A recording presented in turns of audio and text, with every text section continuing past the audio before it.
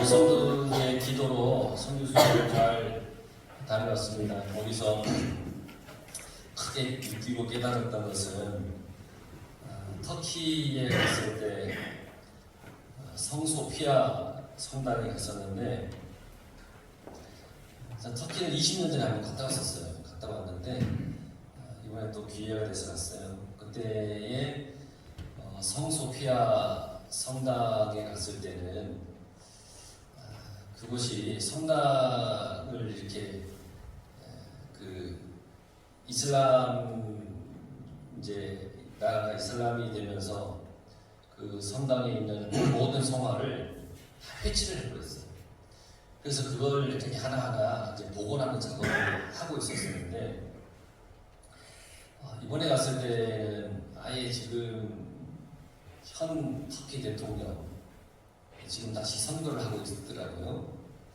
그 대통령이 아예 그 성소피아 성당을 이슬람 사원으로 개조를 해버렸어요. 그래서 아예 모든 걸 다 이렇게 막아버리고 가려버리고 그런 모습을 보면서 하나님의 교회가 또 우리가 복음을 전해야 하는 사명이 있는 사명자들이 우리가 사명자로서 살아가야 되는데, 이 땅에 어떤 우상의 세력들이 너무나 많이 교회들 또 하나님을 믿는 자들을 핍박하고 또 하나님께 예배드리는 장소들을 자기들의 우상을 섬기는 장소로 바꾸어가고, 그런 모습들을 보면서 또 우리가 더 열심히 기도해야 하고 더 열심히 우리가 선교해야 하고 더 열심히 우리가 주님의 나라를 위해서 애쓰고 수고해야겠다라고 하는 그런 가슴 아픈 마음과 또 결단의 마음과 또 하나님을 향한 또 사명의 마음을 다시 한번 이렇게 다지고 돌아올 수 있는 귀한 계기가 되었습니다. 제가 알기로는 28일, 지난 18일인가요? 며칠인가? 15일이나 언제쯤 터키 대통령 선거가 있었는데, 현 대통령이 떨어지고 다른 사람이 돼야 된다는 거예요. 왜냐? 현 대통령이 되면 이 사람은 이슬람 쉽게 얘기하면 이슬람 보수파, 그러니까 터키 내에 있는 모든 기독교에 대한 박해 뭐 이런 것들이 좀 심해질 거라는 거예요. 그래서 그 얘기를 듣고 투표를 했는데 거기는 과반수가 넘어야 당선이 됐나 봐요. 근데 49.1%에 머물러서 28일인가 재선을 한다고 하더군. 다시 투표를 한다, 선거를 한다더군요. 반대인 사람이 되기를, 물론 그 사람 어떤지 모르겠지만 뭐 현지에서 얘기를 들어보니까 그런 이야기도 있더라고요. 우리가 그냥 이렇게 그렇게 좁은 시야 말고 넓은 시야를 가지고 우리가 이렇게 바라볼 때 하나님의 나라가 더 확장되는 줄 알고 늘 우리가 기도하며 이 세계 복음화를 위해서도 기도하는 그런 넓은 시각을 가지고 살아갈 수 있기를 간절히 바랍니다. 우리 서로 인사하십시다. 주의 이름으로 사랑합니다. 할렐루야. 주님은 사람을 보실 때 겉을 보시는 것이 아니라 우리의 내면을 보십니다. 얼마나 죄를 짓고 살았냐를 보지 않으십니다. 얼마나 주님께 나아가고자 하는 마음이 있는가, 그걸 보십니다. 참 다행이죠? 얼마나 많은 죄를 지은 나를 보시면, 얼마나 많이 죄를 짓고 살았냐를 보시면 우리는 주님 앞에 도저히 나올 수가 없는데, 주님은 내가 얼마나 주님께 나아가고자 하는 마음이 있는가, 그걸 보신다는 거예요. 여러분, 주님께 온전히 나아가고자 하는 그런 마음으로 나오셨죠?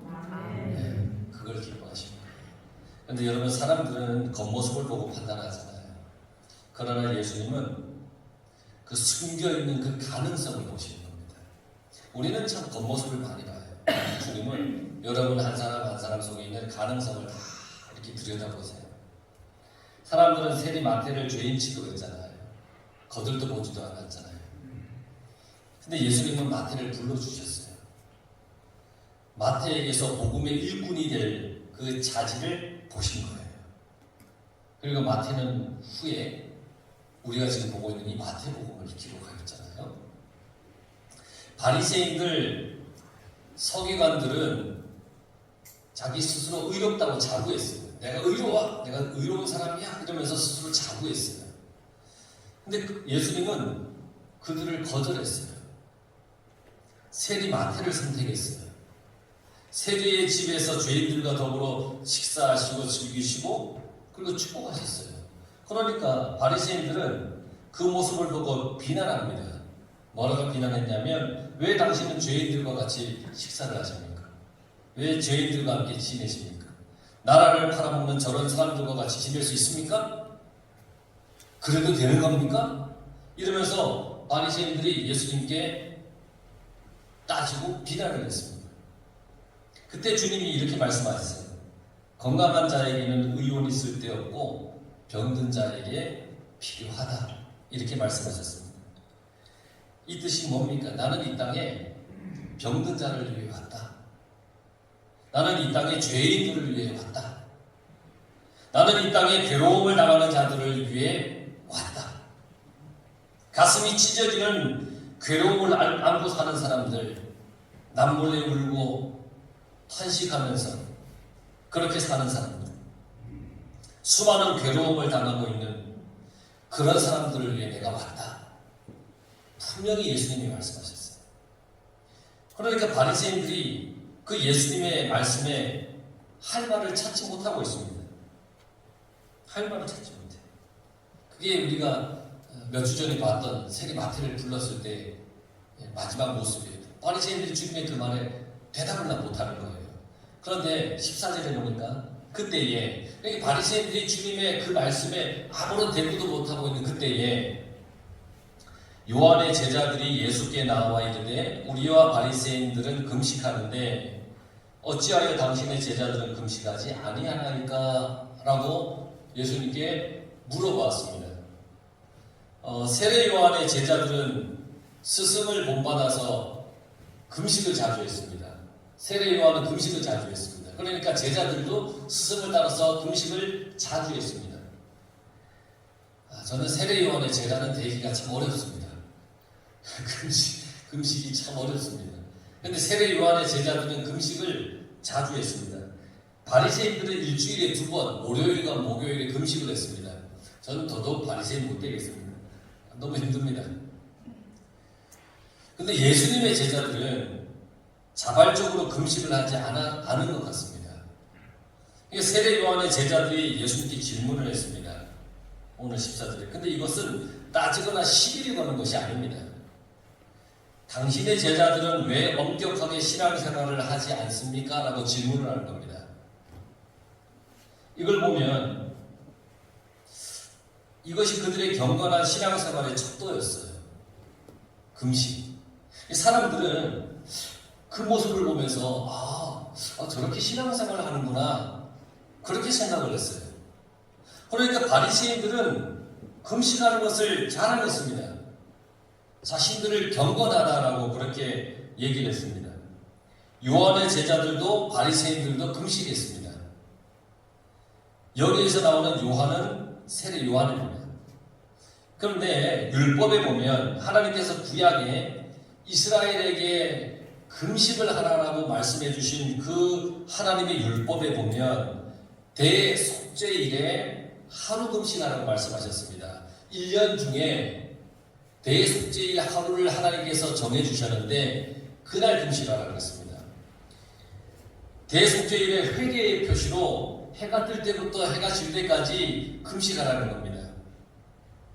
이스라엘 백성들은 이 대속죄일에 자신의 죄를 회개하면서 금식했습니다.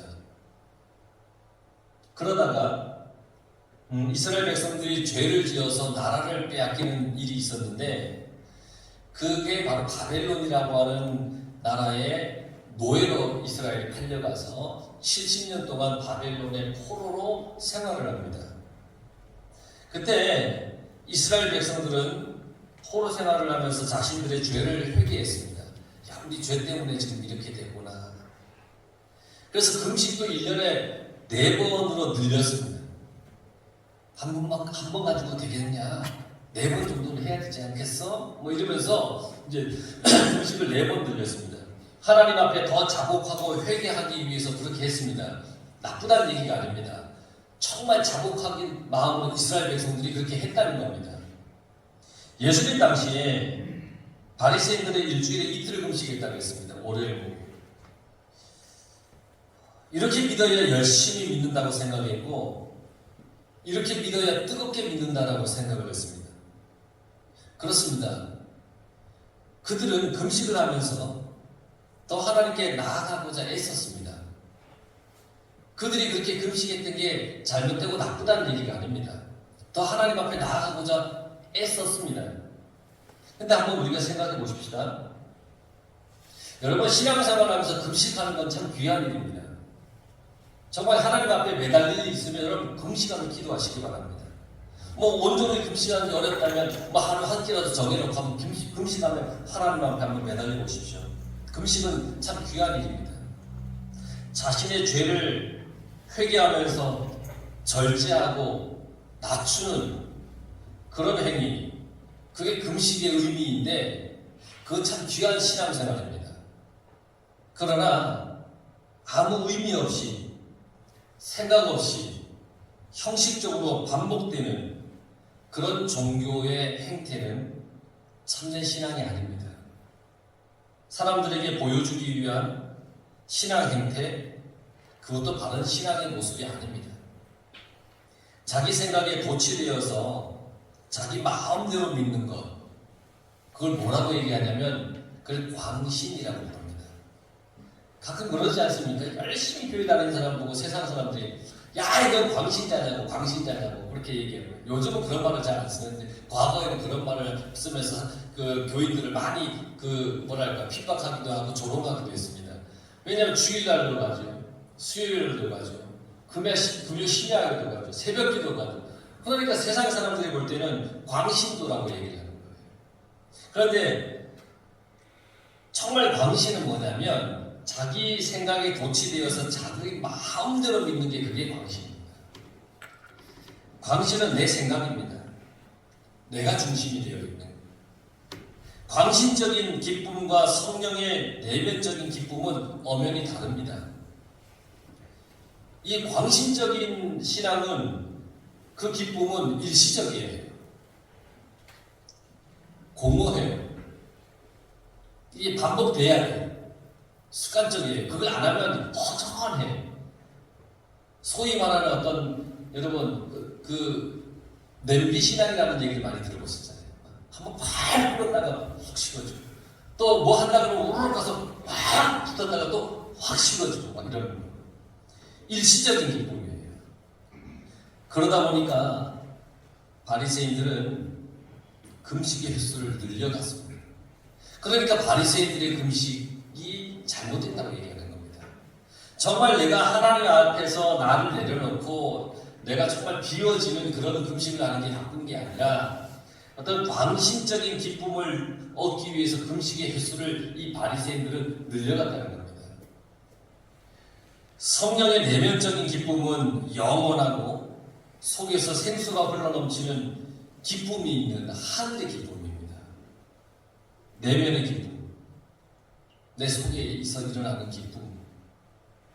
성령이 내재하시는 기쁨은 여러분 고난 때에 더 빛을 발합니다. 고난을 이기도록 이끌어줍니다. 환난에 흔들리지 않도록 그렇게 성령의 내면적인 기쁨을 나를 붙들어 주십니다. 그래서 오히려 더 감사하며 찬송하게 되는 겁니다. 사도 바울을 보세요. 복음을 전하다가 얻어맞습니다. 이 사도 바울의 여정을 이렇게 이번에 성주순례를 갔었던 거거든요. 창고에 채워지고 요즘으로 치면 수갑에 채워지고 감옥에 갇혔어요. 빌립보 감옥에 갇혔어요. 거기서 찬송을 부릅니다. 감옥 안에서 찬송 소리가 이렇게 나더니 터지는 겁니다. 핍박을 받아서 먹는 그 몸으로 그 몸에서 흘러나오는 그 내면의 기쁨입니다. 감옥 안에서 멍이 든 몸으로 핍박을 받고 매를 맞아서 기진맥진한데 찬송이 나오겠습니까? 근데 바울은 그 속에서 찬송이 나오는 거예요. 은은히 감옥 안에서 찬송이 흘러나는 거예요.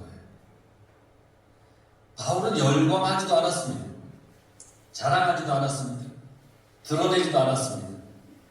그러면서도 깊은 곳에서 성령이 주시는 그 샘솟는 기쁨을 누렸다는 겁니다. 예수님께서 이렇게 말씀하셨어요. 나를 믿는 자는 그 배에서 생수의 강이 흘러넘치리라. 이 배, 우리 속에서 생수의 강이 흘러넘친다고 했어요. 주님을 믿는 자는 생수가 흘러나요. 욕망을 버리면 그 속에 성령이 임재한다는 얘기예요. 욕망을 버리면 됩니다. 욕망을 버리면 그 속에 성령이 오시는 거예요. 내 욕망 때문에 성령이 못 들어오시는 거예요. 금식을 왜 합니까? 그 욕망을 버리기 위해서 금식을 하는 거예요. 근데 바리새인들의 금식은 어때요? 성경에 보면 자기를 드러내기 위해서 금식을 해요. 아, 나 금식해. 나 경건해. 자기를 막 드러내기 위해서 금식을 해요. 그게 욕망이에요. 여러분, 욕망을 버리기 위해서 금식을 해야 하는데 금식이 욕망이 되어버렸어요. 자랑거리가 되었어요. 자기가 가득 자기 의의를 나타내는 그런 어떤 보여지는 신앙의 행태가 되어버렸어요. 이게 얼마나 아이러니한 일이에요. 교인들 중에는 봉사하면서 갈등을 일으키고 불평하는 경우도 있어요. 왠지 아세요?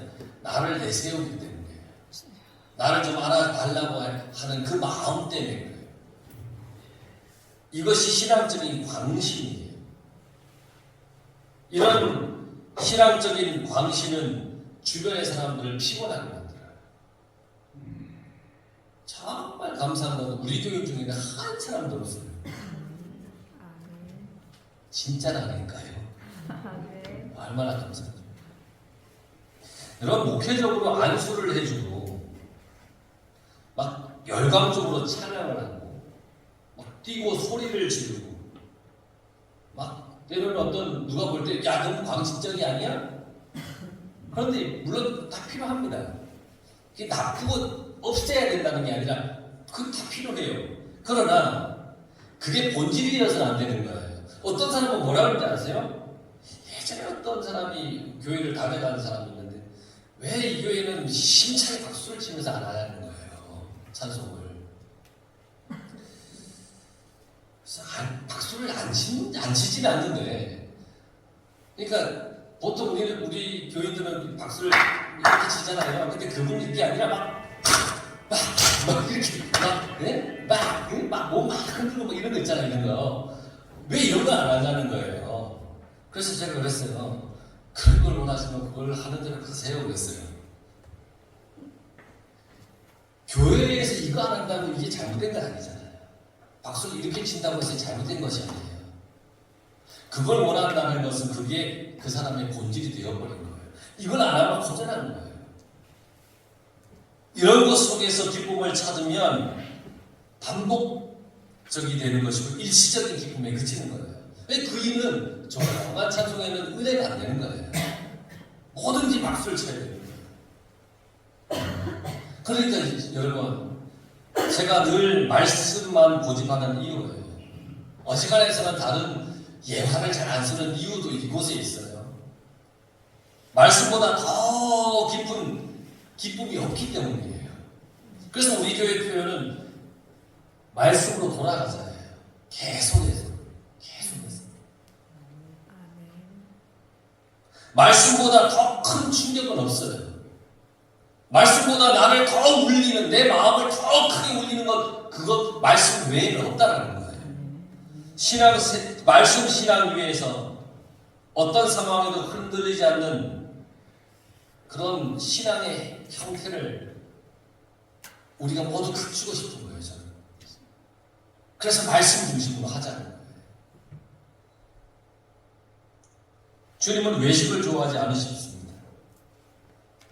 의미를 상실한 채 기도하는 것을 원하지 않으셨어요. 주님은 금식할 때 얼굴에 기름을 바르라고 했습니다. 금식하면 티를 내지 말라는 거예요. 기도할 때 사람의 눈치를 채지 못하도록 은밀한 중에 계신 하나님께 기도하라고 명령하셨습니다. 길거리에서 사람들이 오는데 나 기도합니다. 보십시오. 쫙 하면서 이렇게 떠들썩하게 자랑하듯이 보이듯이 하지 말라고 했습니다. 주님께서도 기도하실 때 한적한 곳, 조용한 곳에 가서 은밀하게 기도하셨습니다. 성경 어디에도 주님이 사람들 앞에서 큰 소리로 보란듯이 기도했다라는 말이 없습니다. 마음속에 진정으로 주님을 만나지 못하고 주님께 신령과 진정으로 예배를 드리지 못하면 그 예배가 무슨 소용이 있겠습니까? 여러분 정말 마음과 진정으로 주님께 예배드리는 성도가 되길 바랍니다.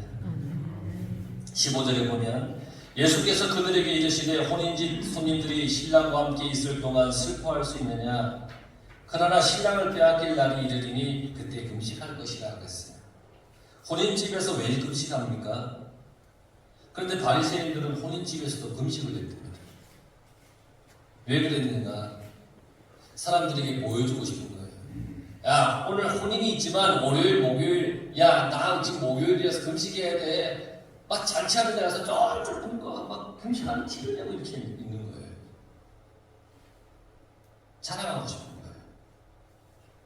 예수님은 사람들에게 보이지 마라, 금식을. 혼인집에서는 즐겁게 먹고 기뻐하라, 그렇게 말씀하셨어요. 금식은 어느 때 하느냐? 신랑이 빼앗길 날이 있는데 그때 하는 거예요. 금식은 슬픔의 표시 아닙니까? 애통함입니다. 혼인은 큰 기쁨입니다. 예수님은 신랑입니다. 기쁨을 주러 오신 거예요, 우리에게. 지금 예수님과 함께 있어요. 신랑과 함께 있으니까 기뻐하면 되는 겁니다. 금식은 신랑이 빼앗겼을 때 하라고 했습니다. 신랑을 빼앗길 때가 언제입니까? 예수님의 죽으심입니다. 나를 위해 죽으시는 그 죽으심, 십자가. 그러면서 주님의 말씀이 16절, 17절에 보면 생배조각을 낡은 옷에 붙이는 자가 없나니 이는 기운 것이 그 옷을 당겨 헤어짐이 더하게 되며 새 포도주를 낡은 가죽 부대에 넣지 아니하나니 그렇게 하면 부대가 터져 포도주도 터지고 부대도 버리게 됩니다. 새 포도주는 새 부대에 넣어야 둘이 다 보존되느니라 그랬습니다. 이제 새롭게 변화해야 합니다. 새로운 신앙, 새로운 그리스도인으로 우리가 변화해야 됩니다. 새 사람이 되어야 됩니다. 성경에는 묵은 것을 옛사람이라고 불렀습니다. 그래서 구습을 쫓는, 옛 습관을 쫓는 그 옛사람을 버리라, 그렇게 말씀했습니다. 옛사람은 더러운 이야기를 좋아합니다. 새 사람이 되기 전에 우리의 모습은 더러운 얘기를 좋아했어요. 물질, 정욕, 음란, 호색하는 것, 불의함을 쫓아 살았습니다. 악합니다. 파괴시킵니다.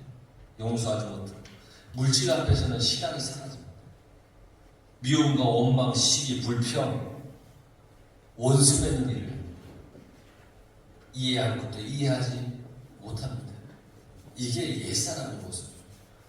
그런데 새사람은 그렇지 않습니다. 그 안에 예수 그리스도가 계시기 때문에 창조적인 삶을 삽니다.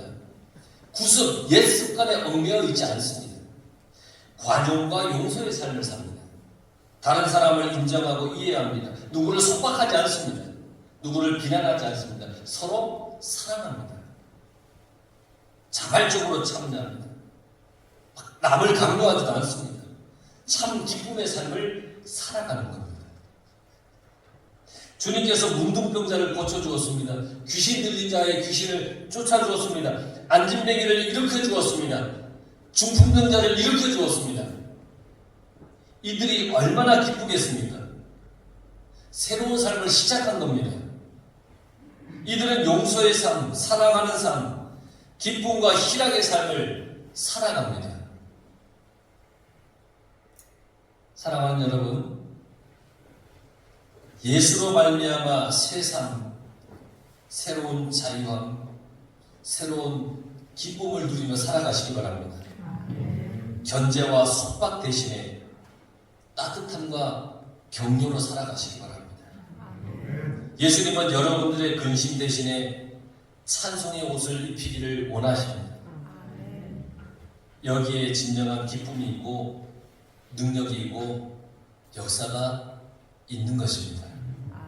우리는 주님 안에서 새 사람이 되었습니다. 그러니 여러분 속에 새 사람으로서의 새 것들이 사랑이, 용서가, 이해함이, 격려함이, 위로함이, 따뜻함이 가득가득 넘쳐나서 주의 은혜 안에 모두가 승리하며 기뻐하며 그렇게 살아가시길 간절히 축원합니다. 기도하겠습니다.